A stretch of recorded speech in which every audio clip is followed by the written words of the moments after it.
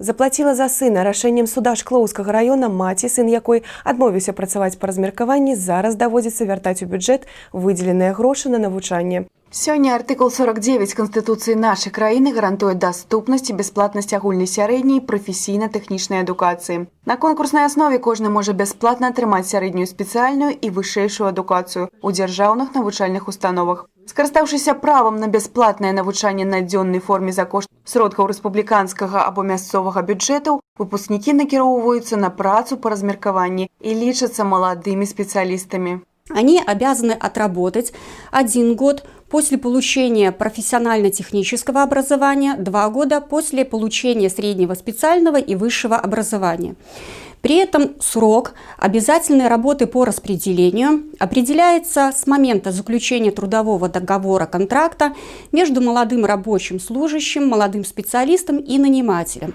Малады спецыяліст, які не адпрацаваў прадугледжаны тэрмін па размеркаванні, абавязаны пакрыць сродкі, затрачаныя на яго падрыхтоўку. В 2019 году при проведении прокуратуры Шкловского района проверки по обозначенной тематике было установлено, что житель Шкловского района, выпускник 2017 года, учреждение образования Шкловский государственный профессиональный лицей, после получения образования был направлен на работу в закрытое акционерное общество «Полыковичское» слесарем по ремонту сельскохозяйственных машин и оборудования.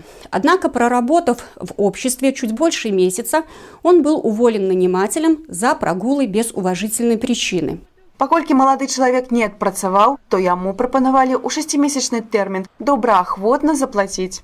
Однако в установленный 6-месячный срок должник в добровольном порядке не возместил средства, затраченные на его обучение, поэтому 20 января 2020 года прокурор Шкловского района обратился с исковым заявлением в суд о взыскании с него в пользу областного бюджета через расчетный счет учреждения образования Шкловский государственный профессиональный лицей 6818 рублей 42 копейки, затраченных государством на его подготовку. Аказалася, што даўжнік нідзе не працуе, у яго няма ні сродкаў, ні маёмасці, каб спагнаць выдзеленыя грошы на яго навучанне. Здавалася б, на гэтым усё, але не.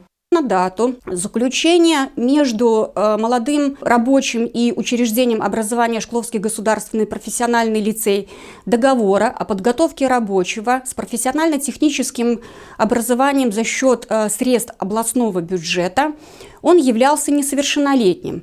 В силу статьи 59 Кодекса Республики Беларусь об образовании данный договор был заключен с письменного согласия законного представителя, то есть матери. В силу статьи 25 Гражданского кодекса Республики Беларусь лица, давшие согласие на заключение несовершеннолетним в возрасте от 14 до 18 лет соответствующей сделки, несут субсидиарную ответственность. Поручылася за сына перад дзяржавай маці. Таму менавіта яна рашэннем суда цяпер і плаціць за сына, які адмовіўся працаваць па размеркаванні.